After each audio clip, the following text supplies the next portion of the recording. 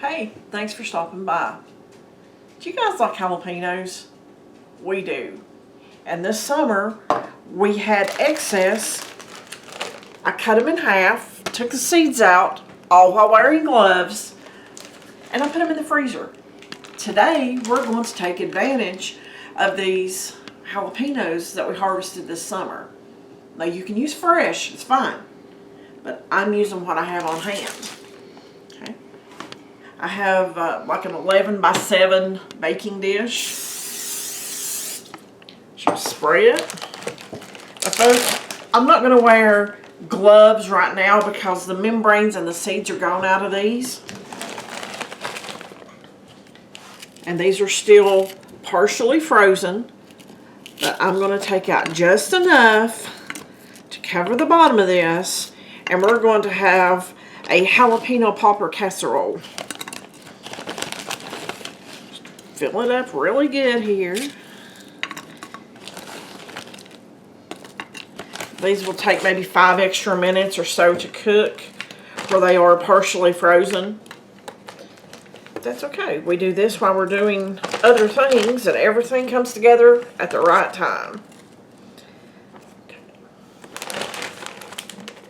Let me seal these back up, put them back in the freezer, and then we'll get the rest of the ingredients started in the bowl.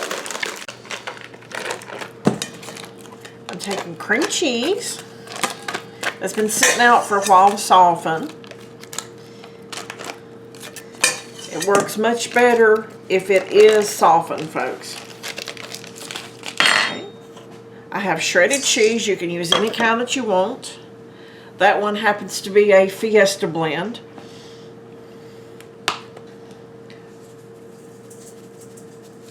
Season with the heart, guys. I will give approximate measurements in the description box as I uncake the onion powder.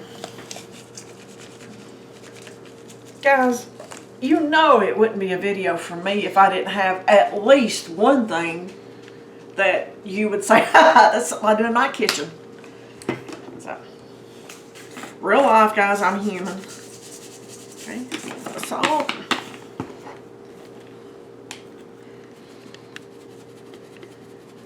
And pepper. Guys, I have a package of the real bacon bits or pieces. Don't use the imitation. So, and we need to make sure that we don't cook the, oh, that one don't have one in it. Okay. A lot of these will have one of the little oxygen absorber type fresheners in it. So, just make sure that you don't put that in your jalapeno poppers. I don't think your family would appreciate that. Okay. We're going to mix all of this up until it's a pretty good consistency. It's going to take a few minutes. This cream cheese is not as soft as what I like, which adds 3 or 4 minutes to the mix time. So, let me get it mixed up and I'll show you what it looks like whenever I come back. Okay, we have the filling mixed up pretty good. Is it perfect? No. Does it need to be? No, because it's going to melt and go everywhere. We don't have to worry about filling each individual piece of pepper up because this filling is going to melt and it's going to cover it all. That's why I say a casserole instead of actually jalapeno poppers. I like it better this way. It's easier. More home style, rustic, the merry lazy way, ever how you want to look at it. But guys, it works. So we're going to put all this filling in here. Now, if you wanted to, you could leave the bacon out and put like a shredded chicken or some other type of meat in there. I think pulled pork would be really good in there as well.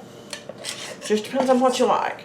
But I stayed pretty close to traditional and used bacon pieces. Or a lot of people are pork free. You can leave the bacon out. You don't have to use it. It's not a requirement. Okay.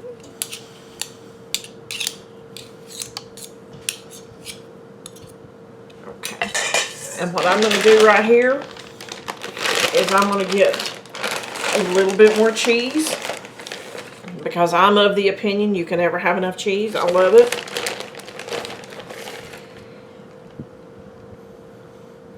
It's probably a half cup or so, maybe a little over. I'm just going to cover it with cheese. I'm going to put this in my preheated 400-degree oven. I'm going to start checking it at 20 minutes. It should go somewhere between 20 and 30 minutes. And I'll show you what it looks like when it comes out of the oven. Okay, the timer's going off on our casserole.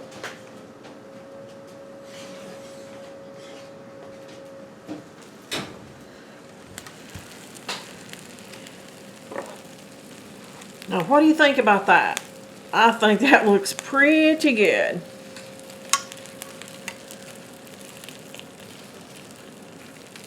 Everything is nice and tender. The cheese is browned on the top.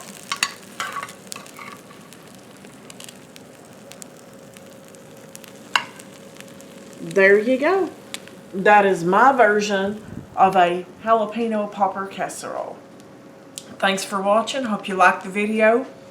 Share it with your friends. Give it a try.